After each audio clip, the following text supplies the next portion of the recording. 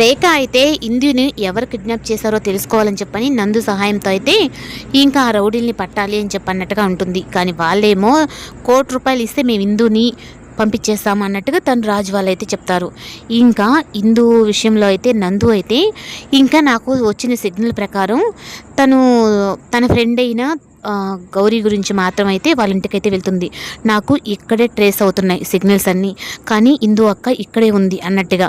ఇంకా రాజు వాళ్ళైతే ఈ పిల్ల ఇక్కడికి కూడా ఎత్తుక్కుంటూ వచ్చేసిందిరా అని చెప్పనని అనేటప్పటికీ ఇంక ఇంట్లోకి వచ్చిన తర్వాత ఇది మా ఇల్లేను అని చెప్పని నందు అంటే ఇంకా ఇందు అయితే ఇంక ఒక దగ్గర అయితే స్పృహ లేకుండా పడిపోయి ఉంటుంది.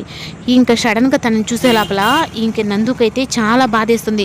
ఏంటక్క ఇలా అయిపోయి ఉన్నావు అంటే, వాళ్ళని నువ్వేం అనొద్దు, నేను ఈ కిడ్నాప్ వెనక ఇంకా ఎవరెవరు ఉన్నారో వాళ్ళందరూ కూడా మనకు తెలియాలంటే మీరు మిమ్మల్ని వెతికి పట్టుకునేదానికి కాదు నేను వచ్చింది, మా అక్క సేఫ్గా ఉందా లేదా అని చెప్పి నేను అనేటప్పటికీ ఇంకా స్వరాజ్కి అలాగే లక్కీకి అయితే చాలా సంతోషం ఇస్తుంది.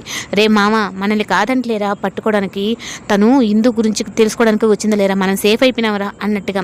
ఇంకా నందు అయితే మా అక్కని ఆ పొజిషన్లో నుంచి మీరు తప్పించడం చాలా మంచిదైంది, లేదంటే ఆ రేఖకి మొత్తం ఆస్తి వెళ్ళిపోయి ఉంటే చాలా జీవితాలు నాశనం అయి ఉండేవి, అందుకు మీరు చేసిన పనికి నేను మిమ్మల్ని అభినందిస్తున్నాను అని చెప్పి అనేటప్పటికీ ఇంకా లక్కీ గడికి అయితే చాలా సంతోషం వేస్తుంది.